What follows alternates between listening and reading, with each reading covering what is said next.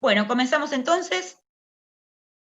Vamos a trabajar sobre diferentes aspectos hoy.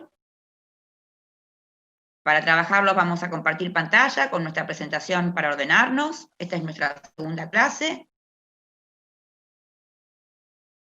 Primero vamos a hacer un breve repaso de lo que se vio en la clase anterior. Y junto con este repaso voy a hacer una devolución general de los ejercicios que me estuvieron mandando al mail. ¿Está bien? En todos los casos traté de responder con un recibido, en algunos casos cuando había algo específico que acotar lo mencioné. Hubieron algunos ejercicios, como el de Marisol Almada, o como el de Kevin Salguero, o como el de Marcos Oscar Cruz, que estaban muy bien desarrollados. Algunos otros tenían algunos pequeños errores, me fijo los nombres acá, no son de este grupo, así que no lo voy a mencionar a esos. Y bueno, en líneas generales voy a dar algunos comentarios para hacer una devolución general sobre todos los ejercicios. Y ya les mandé un mail con el ejercicio para hacer para esta semana, en base a los apuntes de esta semana. ¿Lo recibieron? Sí, sí. Sí, sí. Sí, profe. Sí. Bueno, muy bien. Profe, Yo toda la semana les voy a escribir. Si no reciben mail es porque algo está mal, me tienen que avisar. profe, yo te quería avisar algo. Yo soy de la comisión de la que estaba antes, no pude en ese horario, así que me metí ahora. Bueno, Iván, es la misma comisión, es un grupo Claro, sí. alfabéticamente ordenado con la primera mitad del abecedario y la segunda, es más o menos eso. Ok, Ningún dale. problema, Iván, ningún problema.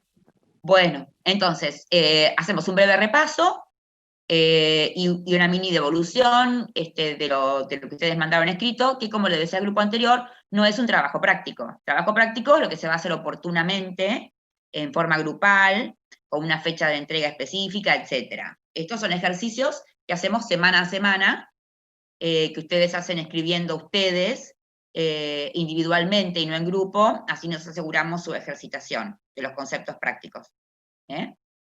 Muy bien. Bueno, vamos a ver hoy conflicto, vamos a ver diferentes clasificaciones de conflicto y diferentes características. Quiere decir que sobre un mismo tema vamos a definir,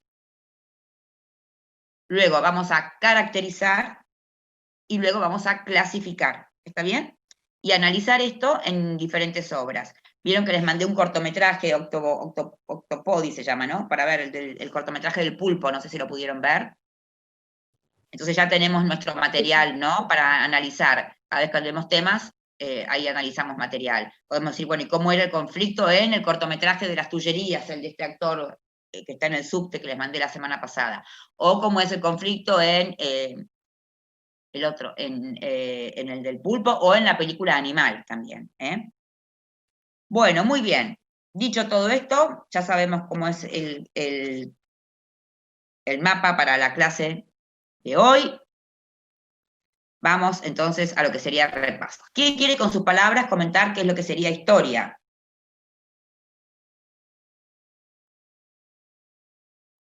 Bien, dejo un momentito de compartir.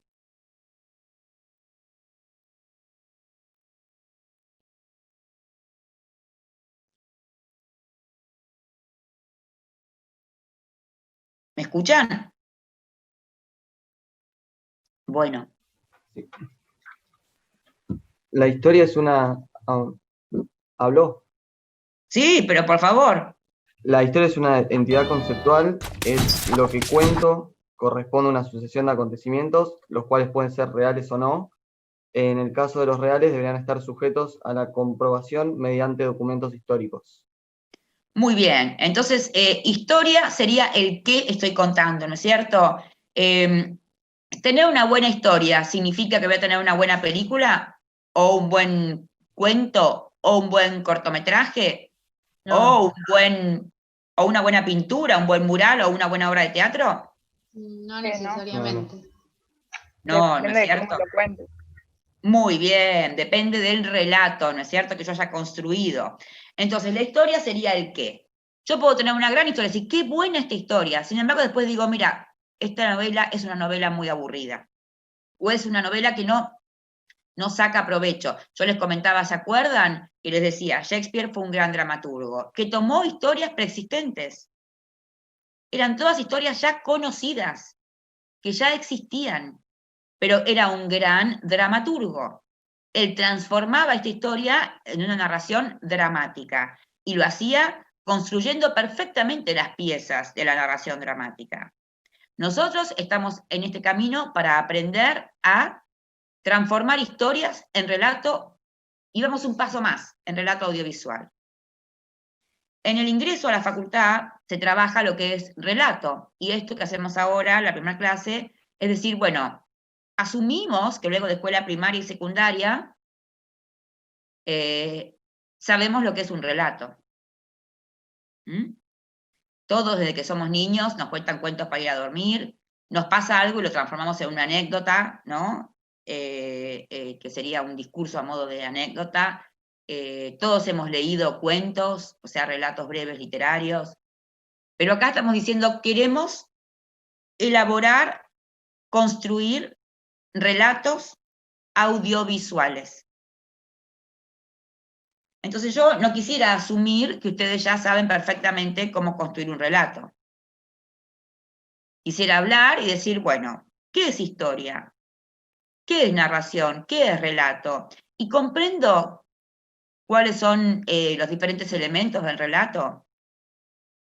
Si no los comprenden, los invito a leer sobre la elaboración de relatos.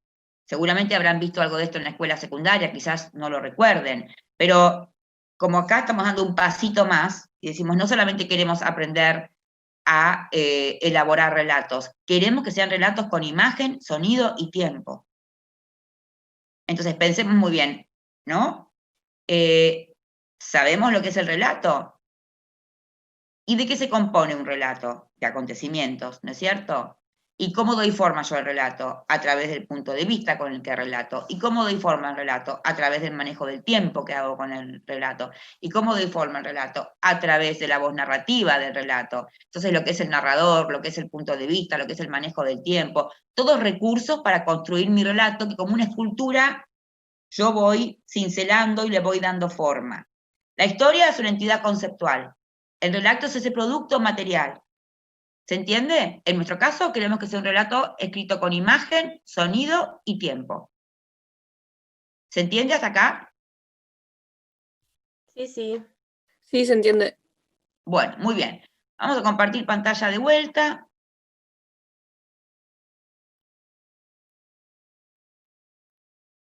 Y historia, entonces, ya nosotros recordamos lo que era y repasamos. La mayoría de ustedes, al escribir la respuesta a la pregunta de la semana pasada, confundía historia con narración, ¿no es cierto? Pero, ¿qué sería narración? Convertir la historia en un relato. Muy bien, es una operación, ¿no es cierto? La lógica y la relación quizás de causalidad que tiene la historia. Eso sería algo narrativo. Pero la narración en sí es esta operación que transforma la historia en un relato. Yo se los digo así bien breve, para que no nos hagamos lío, porque ¿qué nos pasa a nosotros? Pensamos que historia, narración y relato son tres sinónimos. Entonces nosotros tenemos que ser técnicos. Ahora somos técnicos. Ya no somos más simplemente espectadores. Somos técnicos. Y estos técnicos tienen que entender muy bien cómo se construye este motor del relato. Entonces, ¿de dónde viene el relato? De una historia, una entidad conceptual. Yo tomo diferentes acontecimientos de esta historia y a través de la narración la transformo en relato. Vamos a llegar hasta ahí, ¿está bien? ¿Y qué sería el relato? Es el producto final de la narración y el relato.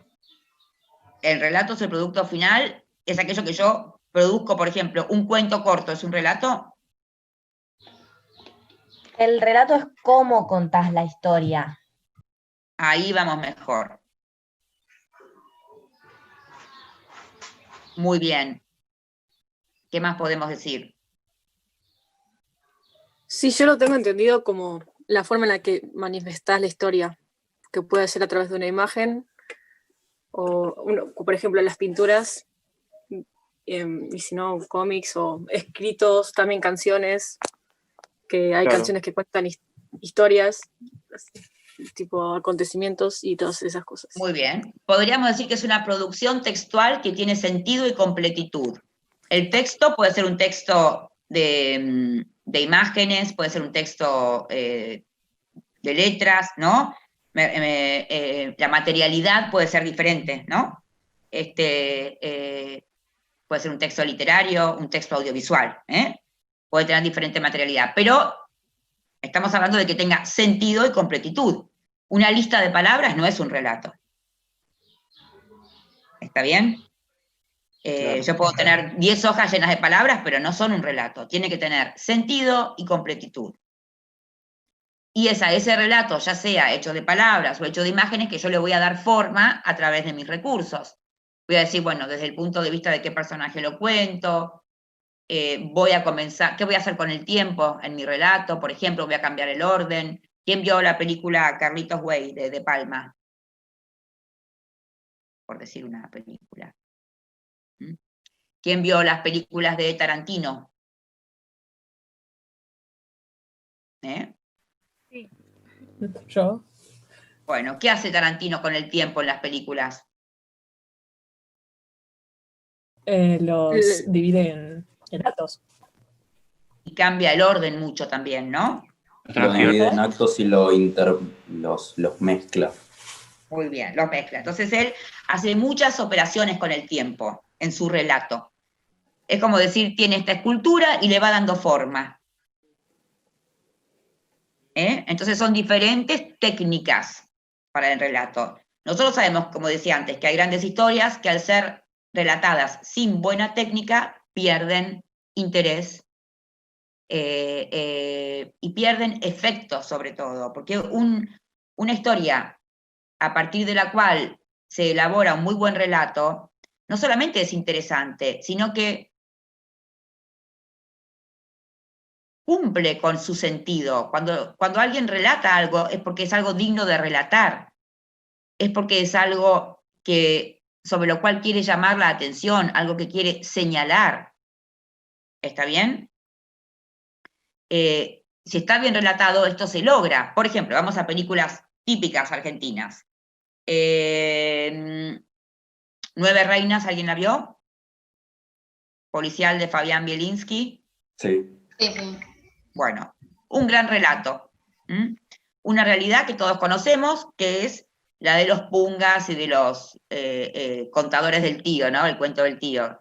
Y estafadores, ¿no? De poca monta, que siempre terminan mal, porque ya sabemos que los ladrones que terminan bien son siempre los ladrones de guante blanco, de las grandes sumas de dinero, ¿no es cierto?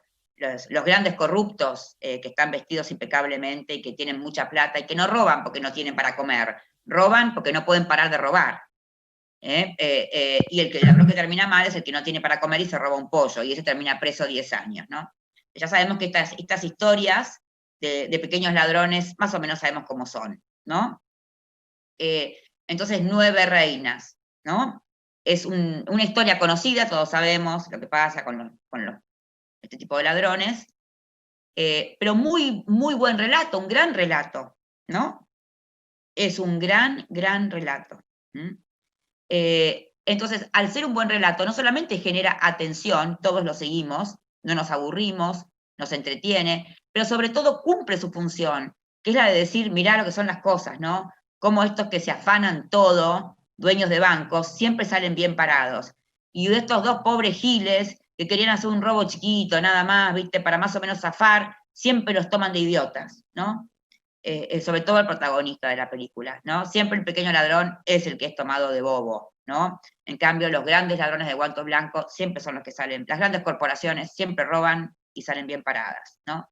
De alguna manera es un poco la reflexión de la película, y como todos estamos expuestos en esta ciudad de Buenos Aires, como en todas las ciudades, a estos personajes que son estafadores. En las grandes ciudades hay siempre gran cálculo, no es el ámbito rural o de los pequeños pueblos, donde no es el ámbito del cálculo, ¿no? Alguien de un pequeño pueblo va a una ciudad y que Dios lo ayude, sale pelado, ¿no?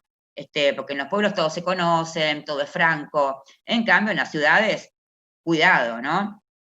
Específicamente en algunos barrios. Entonces, ¿qué quiero decir? La historia, al ser narrada y transformada en un buen relato, no solamente te tiene, sino que cumple con llegarnos al corazón, ¿no es cierto? Y con dar buena cuenta o señalar eficientemente algo que se está señalando, ¿no? ¿Quién vio la película del hijo de la novia? No. De Campanella. No sé si la conocen, una película. O, por ejemplo, El secreto de sus ojos, también de Campanella. Película nacional que ganó el Oscar. La película señala de alguna manera algunos tiempos oscuros de la dictadura y etcétera, ¿no? Y al mismo tiempo entretiene. Logra ambos fines, porque está muy bien construido el relato, de una manera que es interesante. Si yo quiero señalar algo que ha sucedido, entonces, para dar cuenta de esta denuncia o para atraer la atención sobre este tema, elaboro un relato que es un embole, hablando mal y pronto, cuyo ritmo está mal manejado, personajes no son interesantes. ¿Alguien va a prestar atención y por lo tanto va a poner su mirada sobre este tema sobre el que quiero echar luz? Y no. Entonces es importante esto, ¿no es cierto?, que estamos mencionando. Todo relato tiene que estar bien construido. Y nosotros estamos aquí para aprender a elaborar relatos, en este caso, con imagen, sonido y tiempo, relatos audiovisuales. Al estudiar cómo es la técnica de escritura de guión, vamos a aprender a elaborarlos y también vamos a aprender de alguna manera cómo funcionan. Como un paciente que va al médico y el médico dice, ¿usted dónde le duele? ¿Cuál es el síntoma? Ah, lo que no funciona es esto. O como alguien que va con un auto al mecánico, ¿qué ruido hace? Levanta el capot. Conozco perfectamente todos los elementos. Lo que no funciona es esto. ¿Está bien? De alguna manera poder elaborar estos relatos audiovisuales. En esta materia estamos en instancia práctica de lo que sería la OTA, ¿no es cierto? Que es la introducción para desde cualquier área que ustedes se desempeñen puedan conocer sobre el guión. Luego los que quieran adentrarse seguirán estudiando.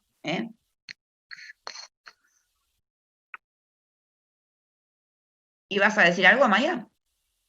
Sí, que ahora que estabas comentando esto de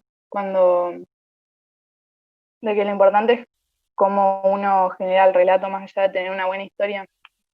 Ayer miré una película con una compañera que no la terminé de ver porque le íbamos a terminar hoy, pero me pareció, tenía ganas de contarla hoy a la película, como por si alguien la quiere ver, porque cuando la estaba viendo me estaba acordando esto de cómo uno manejaba el relato y lo que habíamos estado hablando y lo de los textos, porque maneja el tiempo de una forma media extraña y los personajes no nos terminaban de cerrar y como que contaban muchas cosas, pero que ninguna te llegaba a atrapar del todo, digamos. O cuando alguna cosa llegaba a atraparte, se cortaba de repente y seguían con otra cosa. Que se estrenó ayer en Netflix, que... Bueno, vamos a verla. ¿Cómo se llama, María? ¿Cómo? El diablo a cualquier hora. Ajá, esa. Sí. ¿Cómo se llama? El diablo a cualquier hora. Ok, y vos decís, Maya, que es un ejemplo de lo que no hay que hacer. No estoy segura, porque, o sea, no quiero confirmarlo porque... Pero a mí, por lo menos, no me terminaban ni de cerrar los personajes y el tiempo para mí se llevaba de una manera bastante extraña y que nada terminaba de cerrar o que nada afectaba lo suficiente, digamos. Bueno, el tiempo es un recurso, ¿no? El manejo del tiempo es un recurso en el relato. Hay relatos que empiezan por el final, ¿no? Entonces, este recurso de cambiar el orden siempre es aplicado en base a una producción de sentido. Si yo quiero empezar por el final y contar, mira, acá está este hombre que terminó de esta manera, su vida, ¿no? Su vida terminó así. Bueno, luego te cuento cómo fue que llegó a este lugar, ¿no? Entonces, si un espectador ve el final de la historia, por eso les mencionaba las películas de Tarantino, o les mencionaba esta película Irreversible hace algo así, ¿no? Irreversible. Irreversible es una película francesa, para quien no sepan, de Gaspar Noé, que tiene un manejo del tiempo muy particular, ¿no? Muy Empieza particular. por el final Empieza y- sobre el final. Claro. Después tiene Profe. secuencias que están contadas de atrás para adelante, pero empieza con el final. Lo que tiene Entonces, por ejemplo, podría ser Memento. Sí, Memento también repite mucho, también. Las que trabajan con el tiempo. Muy buenos ejemplos, chicos. Profe, hay una película, perdón, hay una película en Netflix que por ahí la vimos todo más general, que hay una contradicción, para mí tiene el final en el medio, que es El Hoyo. No la conozco, pero la podemos buscar. Que para mí me llamó la atención porque el final está en el medio de la película. Bueno, El Hoyo. Bueno, hay muchas películas que trabajan con el tiempo. Lo que yo les quiero decir, eso es algo que van a ver más adelante ustedes, no en el marco de esta materia. Pero sí lo que les quiero decir es que siempre recuerden, el relato toma acontecimientos de la historia. ¿Me siguen hasta acá? Yo al armar mi relato tomo los acontecimientos de la historia. El nacimiento del personaje, el día en que el personaje decidió hacerse musulmán, diciendo cualquier cosa, o por ejemplo, bueno, la historia de Batman, ¿no? Cómo Bruno Díaz nació, cómo sus padres, qué pasó con sus padres, cómo quedó en la mansión con Alfred, no sé, diferentes acontecimientos. Y les doy un orden de causa y efecto, ¿no es cierto? ¿Y qué le agrego para poder ordenarlo a estos acontecimientos que elijo? Un ¿En base a conflicto. qué criterio muy bien, los elijo en base a un conflicto, que es el principio ordenador de la trama? Llegamos así al tema de hoy. Entonces, yo de la historia tomo los acontecimientos, pero de una misma historia pueden haber diferentes conflictos. Por ejemplo, decíamos Batman nuevamente. Normalmente veíamos películas de Batman, que era la fuerza protagónica, a la cual se le oponía el Guasón. O Batman como fuerza protagónica a la cual se le oponía el Pingüino. Pero luego comenzaron a haber conflictos en los que a Batman se le oponía Batman, porque el Batman mismo empezaba a dudar de sí mismo, no sabía si tenía sentido todo su labor, se sentía débil, y Batman ya no sabía si quería seguir siendo Batman. ¿Se entiende? El conflicto era interno. Entonces, una misma historia en la que hay diferentes conflictos. El ser humano, chicos, como condición de su experiencia de vida, atraviesa continuamente un conflicto. Ya de por sí sabe que tiene una finitud, eso está en el apunte, ¿no? Que la experiencia de vida es una experiencia finita, no infinita, y todos siempre atravesamos diferentes situaciones que nos recuerdan que el ser humano es un ser limitado. El ser humano puede tener problemas con su cuerpo y enfermarse, puede tener problemas con su entorno, problemas con su propia naturaleza, ¿no? Que quiere hacer el bien, pero no puede consigo mismo y hace el mal. Problemas con sus semejantes. Entonces, recurre a la transformación de esta experiencia de vida en relato, o sea, recurre a la narración, para de alguna manera exorcizar o lidiar con estas dificultades. Entonces hay diferentes conflictos. Sabemos que en la vida real tratamos de evitar el conflicto, no estamos generando conflictos con nuestra pareja, con nuestros vecinos, con nuestros hijos, tratamos de no ser conflictivos, ¿no? Pero a la hora de elaborar un relato, un elemento fundamental es el conflicto, porque es el principio ordenador de la trama.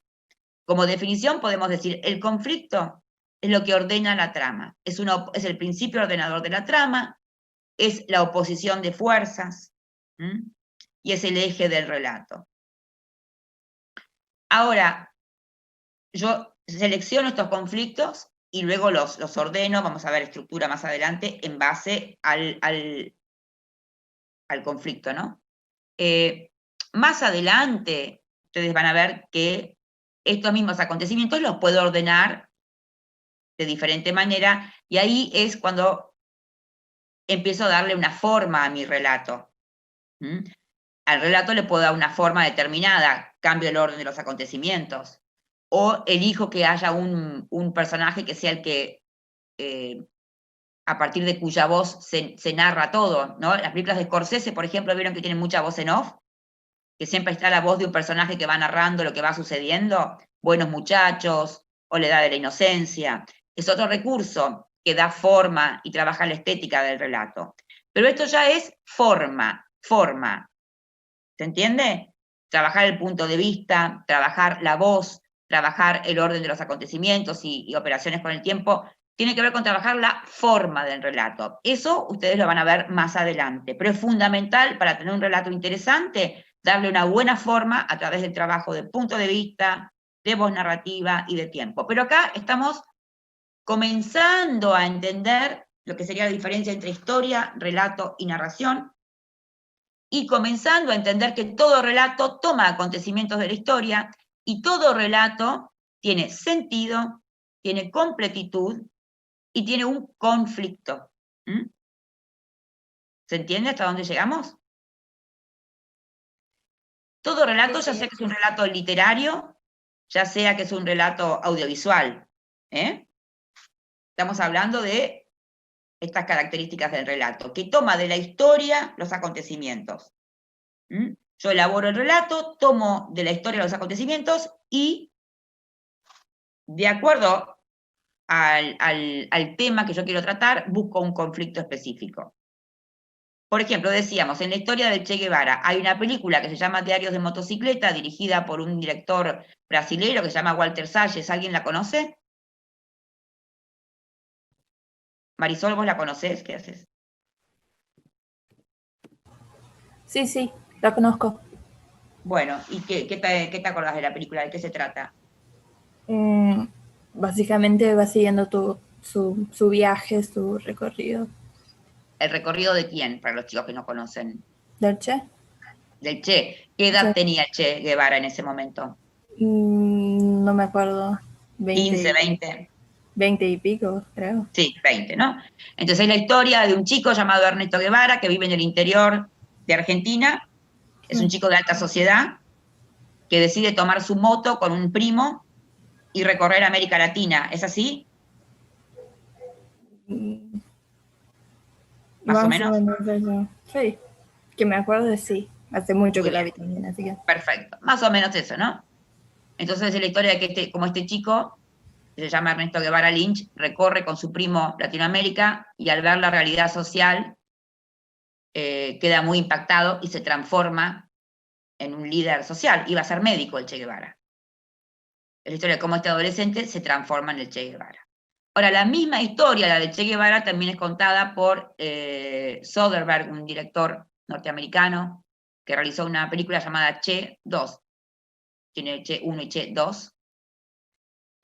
Protagonizada por Benicio del Toro, no sé si lo conocen, que cuenta la llegada del Che Guevara a Cuba y cómo se transforma en un líder político cubano y a nivel mundial con su proyección de Naciones Unidas, etc.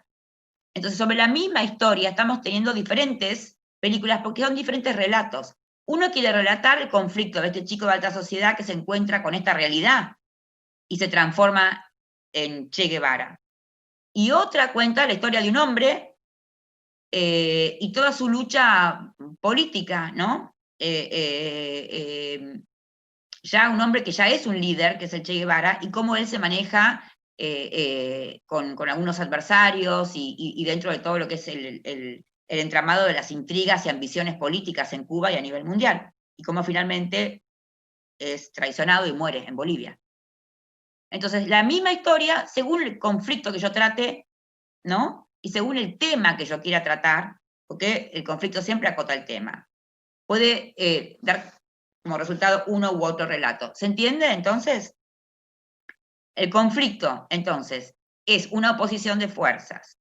El conflicto es el principio ordenador de la trama, Y como característica podríamos decir que acota el tema, que define los personajes, y que marca el principio y el final de la trama, porque una vez que se resolvió el conflicto, vamos al caso de Antonio en Animal. Cuando Antonio consigue ya su riñón, ¿hay más película o se terminó la película? Termina ahí. ¿Terminó? Termino. ¿No es cierto? ¿Alguien preguntó algo? ¿No? Bueno, entonces en principio definimos conflicto y vemos cuáles son las características. ¿Cuál sería el conflicto? Bueno, vamos a primero clasificar. ¿Y cuáles serían las fuerzas protagónicas en la película Animal? ¿Quién sería el protagonista? Antonio y Elías.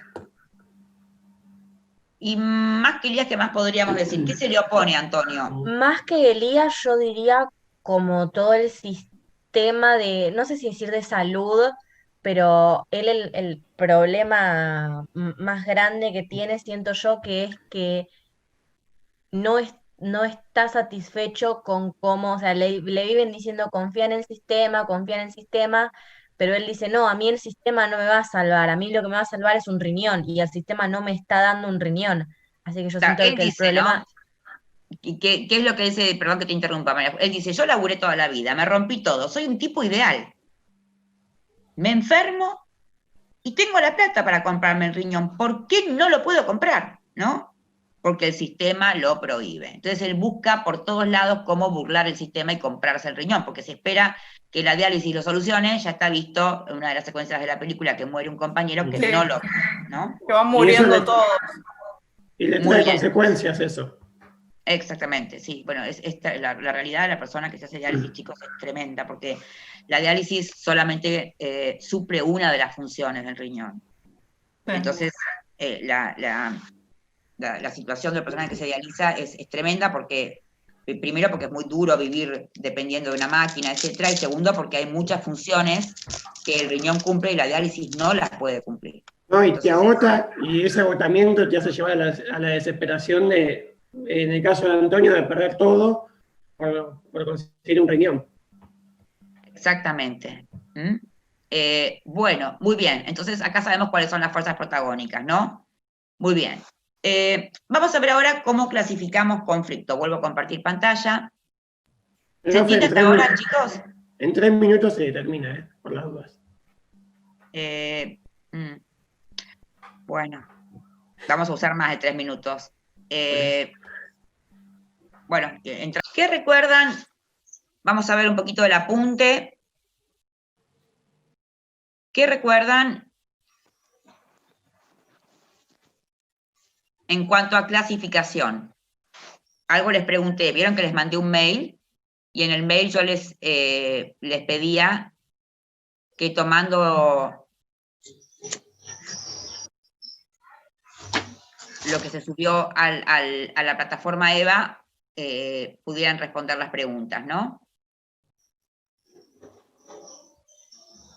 Sí. Sí, sí. Muy bien.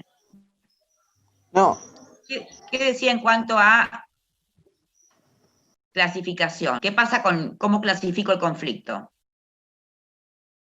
Tenía según el lugar en el relato. Lo estoy buscando. Acá está. Muy bien, acá lo encontré. ¿Y qué podemos decir? Vayamos a la película Animal. Vayamos a la película Animal. ¿Cuál es el conflicto principal? Que necesita conflicto. conseguir el riñón. claro. Muy bien, ¿no es cierto? Entonces, esa sería la trama fundamental que marca el comienzo y el final del relato. Como dijimos, cuando encuentra el riñón, se acabó el relato, ¿no? Sí. Los demás conflictos están vinculados, ¿eh? ¿Por qué? Porque la vida, chicos, no es solamente un aspecto. Todos en nuestra vida tenemos diferentes realidades. Como siempre les digo, nuestra realidad es pluridimensionalidad, tiene diferentes dimensiones. Por eso nosotros, una vez que tenemos nuestros acontecimientos, elegidos según nuestro conflicto y nuestra lógica de causa y efecto, siempre tratamos de trabajar el punto de vista, trabajar el tiempo, para que se parezca a nuestro relato lo más posible a la vida, ¿me entienden? Porque la vida es más compleja, todos tenemos diferentes instancias, la relación de pareja, la relación con nuestro jefe, la relación con nuestro cuerpo, la relación con el tiempo, la relación con nuestros defectos, la relación con Dios, no sé, la relación con nuestra carrera, nuestra vocación, qué sé yo, con nuestros amigos, con cada amigo un diferente tipo de relación. Quiero decir, conflictos hay para tirar para el techo, ¿no es cierto? La realidad del ser humano tiene muchas dimensiones. Entonces nosotros tenemos un conflicto principal, pero siempre hay tramas secundarias que dan cuenta de esta pluridimensionalidad de la vida, y hacen que nuestro relato sea un relato no solamente creíble, sino que realmente represente, o sea, vuelva a presentar la experiencia de vivir, que sea lo más parecido a la vida, ¿no? Muy bien, conflicto principal. ¿Qué otros conflictos hay según la ubicación?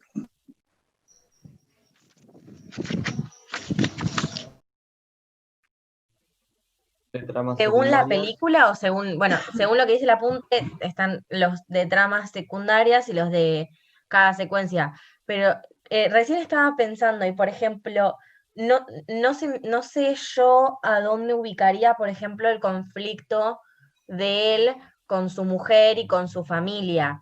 Muy bien ahí. La película se trata sobre la vida de Antonio en relación con su esposa. No, claro, o sea, en conflicto principal no, pero yo creo que sería una trama secundaria porque si bien no es el conflicto principal, es creo yo el segundo conflicto que se extiende por todo el resto de la película. No, me parece que hay otro. ¿No hay otro más grande, profe? Que es cuando Elías le pide la casa más grande. Podríamos decir hay un conflicto que es el de Antonio y Elías, Antonio, que es Antonio tratando con los médicos, Elías, etc. Otro conflicto que es Antonio y su esposa. Otro conflicto que es Antonio y su hijo, que no es menor, ¿no? Son tramas secundarias, pero lo principal, esta película, ¿qué quiere? Quiere dar cuenta de esta realidad. La realidad de esta gente que tiene una falla física, está esperando la donación de un órgano para sobrevivir, tiene el dinero para comprarlo, pero no lo puede comprar porque esto es algo ilegal. Esto es el tema que trata la película, ¿no? Como la película Nueve Reinas, ¿no? que mencionábamos, que es una película que trata sobre la vida de los estafadores, y cómo los estafadores de poca monta siempre creen que van a llegar a un buen final y siempre terminan perdiendo. Son, como dicen los americanos, son losers, ¿no? Etcétera, etcétera. Después hay tramas secundarias que sirven para dar cuenta de cómo es la vida, que en la vida hay muchos asuntos, ¿no es cierto? Sí, también refuerzan el conflicto principal. Por ejemplo, en la película Animal, el hijo que primero le iba a donar el riñón, después no, la esposa, que hay como una distancia entre ellos, también lo impulsan a cometer este acto ilegal. Nada en un relato está allí sin que tenga un sentido. O sea, Claro. no va a haber una trama secundaria que no sea innecesaria, porque no se desarrolla esa trama. Está allí Profe, al servicio del sentido del film. Perdón, lo mismo que si alguien en algún momento cambia el orden de los acontecimientos, si alguien desarrolla una trama, si alguien toma una decisión de suspender un acontecimiento, siempre es para producir sentido, para poder dar cuenta de esto que la película está tratando, ¿no? Y no es porque somos modernos, sino o no, porque ya la verdad que no hay modernidad en el relato audiovisual, ya es más viejo que la escarapela, ¿no? Claro. Tiene que ver con qué puedo hacer yo con una película que sea novedosa, que otro partido nada. Lo que puedo hacer es contar bien la historia, hacer un buen relato, elaborar un buen relato que dé cuenta de algo que es importante que el ser humano preste atención, ¿no? Lo que fuera. Puedo hablar de las relaciones de pareja fallidas, que es algo que puede ser muy triste también, y hacerlo en clave de comedia, ¿no es cierto? Inclusive, el tema que quiera, a través del género que quiera, pero siempre las decisiones que yo tome a la hora de elegir los acontecimientos y ordenarlos, y luego trabajar la forma del relato a través de punto de vista o tiempo, o voz narrativa, tienen que ver con que el relato sea un mejor relato, más entretenido y pueda dar mejor cuenta de aquel tema que quiero señalar. ¿Querías decir algo, Lautaro? Yo te quería hacer una pregunta, por ahí media tonta, pero bueno. Si un conflicto siempre tiene que generar el otro conflicto, si tienen que estar unidos, porque si Elías no quería la casa grande, Antonio no se peleaba con la mujer y tenía riñón igual. Entonces, a raíz de que quiso la casa grande, se tuvo que pelear con la mujer, perder la familia. Creo que el conflicto no es que quiere la casa grande. Eso es solamente un acontecimiento que lleva a otro. Claro, el conflicto es que Elías es un desprolijo y un desconsiderado y un vivo. Que tampoco hace la dieta que tiene que hacer, toma todo, ¿me entendés? O sea, el conflicto es más grande. Es un conflicto entre Antonio y Elías. Un acontecimiento lleva a otro. Y Elías le pide demasiado y Antonio no puede responder y está cada vez más presionado. Es parte de este increyendo, ¿no? En el que Antonio ya es capaz de cualquier cosa. ¿Está bien? Y Elías también. Yo creo que funciona como para mostrar hasta qué punto Antonio estaba dispuesto. Porque primero empieza diciendo, bueno, una casa chiquita que equivale a tanta plata. Después, bueno, una un poco más grande que equivale hasta que le pide su casa. Bueno, hasta qué punto él, cuán desesperado, si se quiere, estaba él para poder decir, bueno, te doy hasta mi casa con tal de que me des tu riñón, que ni siquiera es un riñón que estás cuidando, porque el tipo Elías era un desprolijo, no, como dijiste vos recién, profe, no se cuidaba, no hacía la dieta que tenía que hacer, pero exactamente. Hasta que de todas formas estaba desesperado por ese riñón. Acontecimientos que quien elabora el relato elige inteligentemente para dar cuenta de este conflicto entre un hombre que necesita un riñón y es capaz de todo, y otro hombre que lo manipula. Sí. Porque al saber su necesidad, dice, este es capaz de todo. ¿Está bien?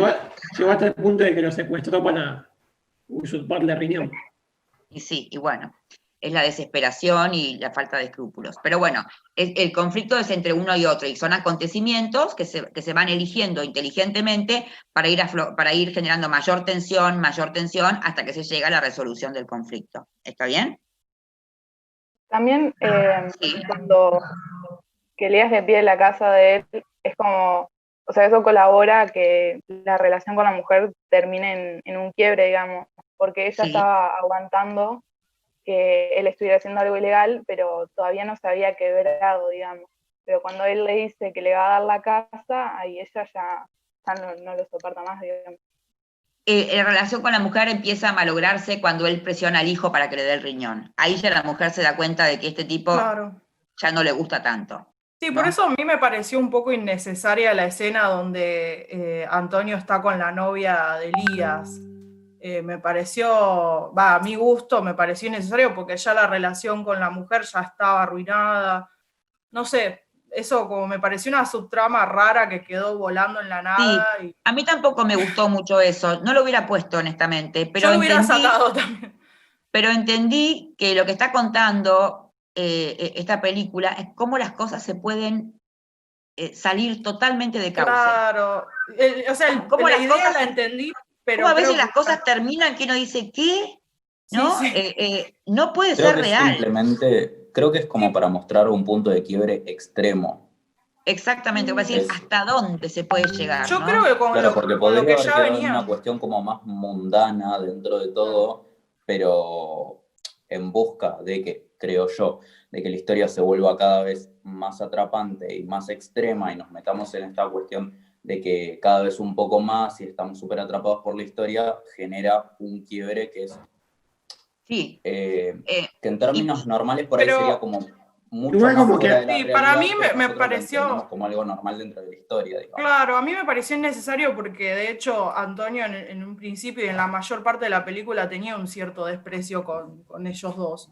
Entonces que después, no sé, me pareció raro, no me pareció... Pero hay dos cosas, voy a decir, chicos, hay dos cosas. La primera, los personajes, cuando veamos construcción de personajes, siempre se transforman. Sí. ¿No? Podemos ver un personaje que está apocado, pero ante una situación que vive se transforma en un personaje un héroe, ¿no? Alguien por quien uno no daba un peso. Pero ¿no? No sé, el hombre araña. Este pobre muchacho que matan a sus padres, ¿no?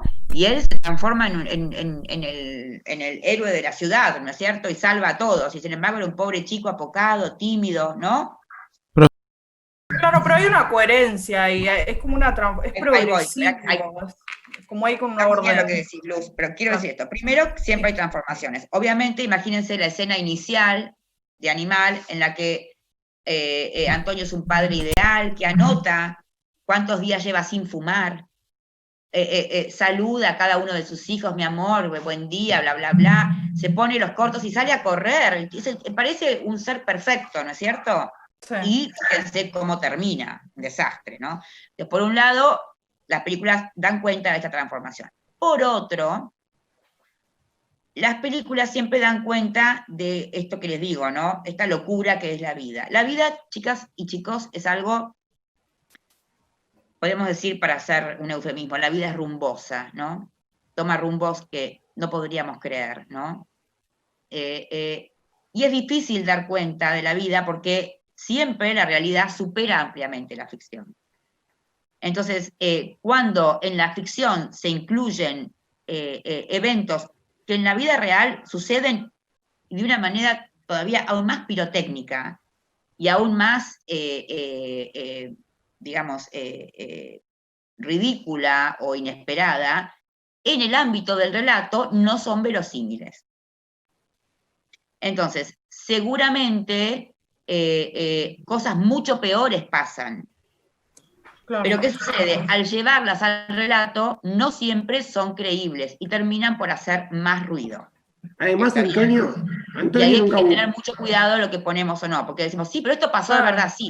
Pero si lo pones, ya suena como medio tirado de los pelos. Antonio tampoco es lo que pasa con esto.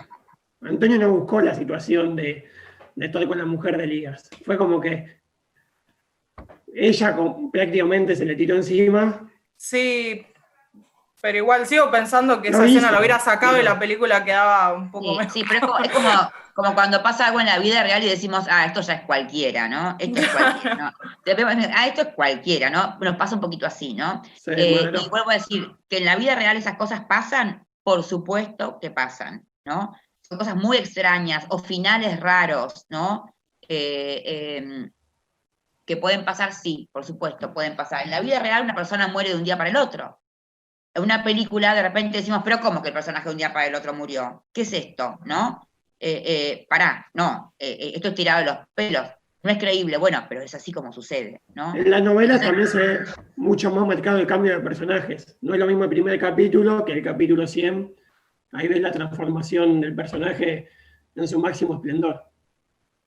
Y nosotros tenemos que ser elaboradores de relatos que generamos un mundo de ficción que sea creíble, con acontecimientos que sean creíbles, porque si no, se pierde la atención del espectador. Al espectador le pasa esto que dice Lu, que dice, esto es cualquiera. Chau, me fui de la película, y lo perdiste al espectador, ¿no? Yo no pensé que no era creíble la película, pero sí pensé, bueno, ya estamos en cualquiera, ¿no? Pensé sí, esto ya... otra cosa también al final, cuando agarra al médico, secuestra al cirujano, y que después se droga, y accede re fácil, es como medio raro ahí también, me hizo medio ruido en el final. Eso es para uno ver, ¿no es cierto? Hasta qué punto uno genera un clima, también está en el tema del ámbito, también está en este apunte, que tiene que ver, bueno, cómo vamos creando un ámbito en el cual el espectador va entrando y va entrando en el código del relato y de este ámbito, ¿no es cierto? Pero bueno, son elecciones, nos pueden parecer como espectadores más o menos acertadas, ¿no es cierto? Comentábamos otra película anteriormente que era El hombre de al lado, una película argentina, no sé si la conocen, buenísima. De un vecino. Bueno, también, ¿no es cierto? Que hay cosas que uno dice, yo ya no sé si es creíble o no, pero está contado de una manera que entramos, ¿no es cierto? Bueno, después vamos a ver un poquito esa película. Muy bien, entonces, conflicto principal o tramas secundarias. Luego cada secuencia, cada unidad dramática tiene su propio conflicto, que desarrollamos y que veremos al momento de estudiar secuencia. Muy bien. ¿Qué otra manera entonces de clasificar el conflicto tenemos? Aparte de definirlo, ya lo definimos. Dar sus características, ya las vimos. Clasificaciones pueden ser según dónde se encuentre ubicado en el relato y según qué más. El ámbito. Y según qué, algo más, según dónde están ubicadas las fuerzas, ¿no? Si la fuerza está protagónica y antagónica, está dentro de un personaje, ¿cómo se llama ese conflicto? Interpersonal. Interno sería, ¿no? Por ejemplo, decíamos Batman, ¿no es cierto? Batman llega un momento que ya no lucha tanto con el Guasón, ni lucha con el Pingüino, ¿no?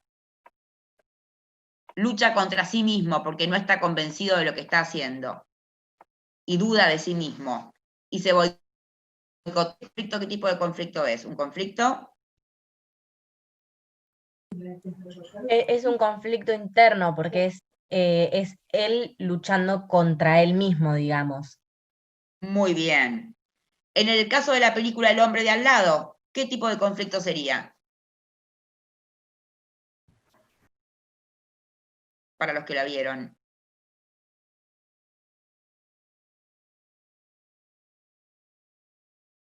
Que hay un dueño de una casa y un vecino que lo vuelve loco. ¿Extrapersonal? Eso es personal porque es entre dos personajes que tienen una relación, son de un ámbito cercano.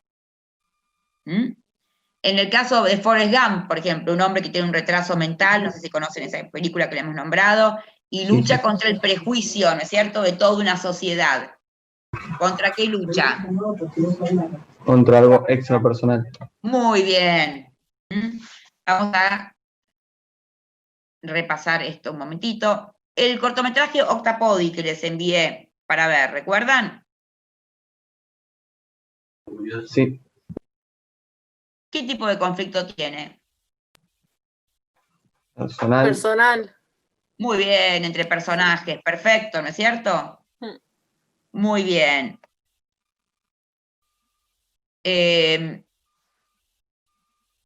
Dijimos el tipo de conflicto de animal, y el tipo de conflicto, por ejemplo, ¿qué otras películas pueden recordar ustedes que tengan un conflicto interno? Yo mencioné Batman, por decir una. ¿Qué otro tipo de películas tienen un conflicto interno? Belleza inesperada. ¿Cómo serían las fuerzas?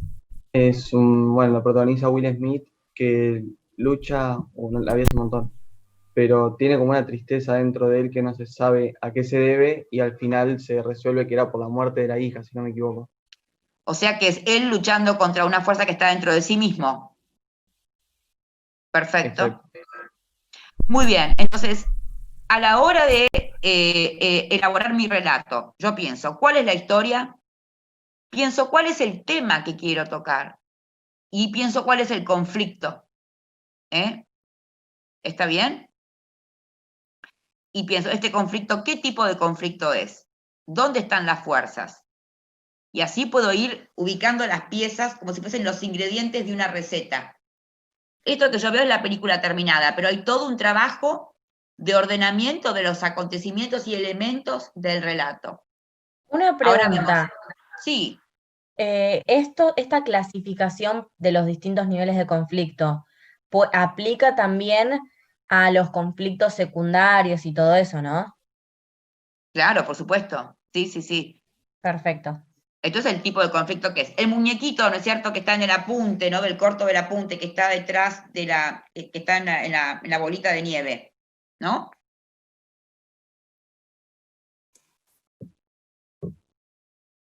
¿Saben a qué me refiero? Sí. ¿Qué tipo de conflicto tiene? Que quería estar con los demás muñequitos, ese era el principal conflicto y no podía salir de la bolita de nieve. ¿Que es extrapersonal o no? Porque es con su entorno físico. Porque es una situación, ¿no es cierto? Muy bien. No es dentro del mismo y no es con otro personaje, es una situación. Es extrapersonal. Bueno, muy bien. Esto es el tema de la clase de hoy en base al apunte que se subió a la plataforma el lunes. Les mandé el martes, a veces se los voy a mandar lunes a la noche, a veces martes, el ejercicio para hacer semanal cada uno, para asegurarme que lean los apuntes del lunes y que respondan a las preguntas y me manden el ejercicio hecho por mail. Ante cualquier pregunta, pónganse en contacto. ¿Están viendo bien el material de la plataforma EVA? ¿Están guardando los apuntes, leyéndolos, viendo el material audiovisual? ¿Están haciendo todo? Sí. ¿Y van entendiendo los conceptos teóricos cuando ven el cortometraje de las Tullerías, por ejemplo, ¿no? El de la semana pasada, o el cortometraje Octapodi, o cuando vemos Animal, o mencionamos películas, ¿van entendiendo los conceptos? Sí. Pero ahora- se entiende. Voy a ver la película que mencionaste, Maya. ¿Cómo se llamaba? ¿La del diablo? El diablo de toda hora. El diablo a toda hora. Profe, hablando de películas, no sé si vio La forma del agua, usted. ¿Cuál es la forma del agua? La de Guillermo del Toro. No, no la vi. ¿No la vio? Bueno, la quería destacar por el... creo que sí o no. Ni idea, yo la vi en el cine. No, estaba en Flow, creo. Sí, Está bueno porque presenta una forma de narración no tan común, quizás. No hay mucho diálogo en la película y es todo como una narración más tirada a lo visual. Usa mucho el tema del color para expresar cosas. Ya que el protagonista, que es una actriz, es muda, entonces hay toda una narración muy rara. Sí, la vi. Bueno. Sí, la vi, perdón. Sí, la vi. Que está muy buena. Quizás la mitad de la gente que la ve como cine pochoclero no la entiende, pero después si te pones a ver en serio, en detalle la película, está muy bueno. Ya hay algo que Guillermo del Toro no Sí, es. bueno. Es No, solo obvio. cine pochoclero. Porque es pochoclero. Porque son películas Sí. que la va a ver todo el mundo. Pero es un gran no la entiende la mitad de la gente. Guillermo del Toro es un grandísimo director. Sí. Yo lo admiro mucho. No recordaba que ese era el nombre de la película, pensé que era otra. Yo decía, qué raro. Sí, tiene una- capaz en inglés, Shape of Water se llama. Es un gran Pero- director con grandísimos personajes, un trabajo Sí. visual increíble y es un guionista increíble. Sí, a la gente quizás muchas veces le parece raro el tema de que usa muchos efectos prácticos que no están acostumbrados la gente a ver. Y que les da esa cosa rara, ¿viste? Él es maravilloso, relata, o sea, elabora relatos increíbles desde El Espinazo del Diablo hasta El Laberinto del Fauno. Miren, es un director increíble. Podríamos trabajar con El Laberinto del Fauno. Él utiliza metáforas para... Sí, eso es lo que me gusta de él, es como que tiene muchas capas lo que hace. Lo podés ver simplemente y entenderlo de una manera y si después te pones a analizar detalladamente te das cuenta de todo lo grande que hace. ¿Vieron El Laberinto del Fauno? ¿La vieron? Sí. Sí. No. Bueno, los Está en personajes de Netflix, Guillermo del Toro son excelentes. El protagónico, los antagónicos, las escenas, los diálogos. Es un guionista increíble, Guillermo del Toro. Lo recomiendo mucho, la verdad, con grandes personajes y, bueno, para mí. Él fue acusado de plagio con esta película, ahora que recuerdo, pero finalmente no se pudo probar el plagio. ¿Cuál? Con La forma del agua, fue acusado de plagio. ¿Qué? ¿Porque el personaje es parecido al de Hellboy? ¿Puede ser? No. ¿No? Porque el hijo de un dramaturgo norteamericano dijo que su padre había escrito una obra de teatro muy parecida a esta, y bueno, la verdad que había similitudes, pero nunca se pudo probar que Guillermo del Toro se copió de esa obra de teatro. Bueno, igual. Es como explicaba usted que O sea, hay algo que Guillermo del Toro no ¿Similitudes de necesita. qué tipo? es importante cómo lo realiza. Del contexto, en Estados Unidos en la época de la Guerra Fría, una persona tenía una especie de alien o ser extraño en un laboratorio, una oficina, algo parecido. Y bueno, pero no, digamos, Guillermo del Toro no se va a estar robando la historia de nadie, tiene demasiado Aparte, talento. eso de un alien en los 80, todo es como medio cine desde esa época, es así. Sí, que bueno, por suerte no se pudo Sí, probar tal y cual. todo quedó en la nada. Pero bueno, podemos en algún momento trabajar sobre El laberinto del fauno, por ejemplo, que es una gran película con grandes personajes también. Sí, profe. Grandes diálogos. Está muy buena. Y está en Netflix en buena calidad, no sé si la vieron. Vamos a anotar entonces. Veamos también El laberinto del fauno, que es una peliculaza también. Son todos ejemplos. Miren, lo que más les puedo decir de Guillermo del Toro es esto. Y creo que es más importante que nada que hablamos hoy. Hay gente, chicos, que en la vida hace las cosas con un poco de masomenismo, ¿no? O un poco de masismo, ¿no? Que es el masí, ¿no? Y masomenismo que sí, está ahí. Hay gente que en la vida hace las cosas con un nivel de pasión totalmente ridícula, con un nivel de pasión nerd. Y esa es la forma de vivir para ser feliz y para alcanzar los objetivos de la vida. Pero no tenemos personalidad para ser tan nerd, para ser tan apasionados. Y como los demás les gusta nivelar para abajo, porque es como la gente que es muy buena. La gente que es muy buena siempre la critican, porque ponen ridículo a los que son más malos, ¿no? La gente que es muy generosa, y bueno, también, porque ponen ridículo o ponen en evidencia al que no es tan generoso. O la gente que en un trabajo hace todo bien, o el alumno que en una clase hace todo bien. Los demás lo odian, porque como hace todo, ahora todo, ¿no? Entonces, lo mismo pasa con aquellas personas que se comprometen de una manera apasionada con su forma de estudiar y por lo tanto luego de trabajar. Si quieren una receta para ser personas infelices, sean mediocres.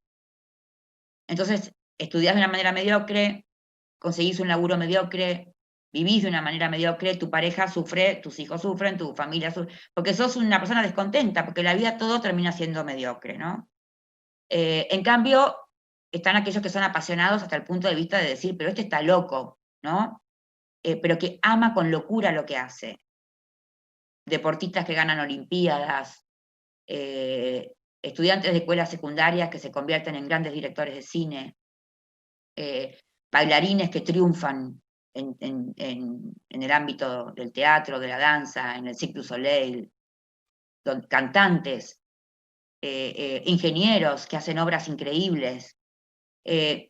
Todos podemos ser personajes increíbles si le ponemos todo el gas y el amor ridículamente a los talentos que Dios nos dio. Y si estamos con gente que hace lo mismo, ¿no? Y no pensamos más en el qué dirán, ¿no? Y no pensamos más en cuánto me van a pagar, y no pensamos más en si les gusto a los demás. Pensamos en lo que importa, y nos rodeamos de gente igual. Y creo que ese es el secreto. Y Guillermo del Toro es una persona así. Y por eso es quien es. Y por eso es tan querido y tan respetado. Y hace una diferencia en nuestra vida. No es lo mismo ver una película del Toro que no verla. Y la gente así hace diferencia en la vida de los demás. No importa que se dedique al arte o no.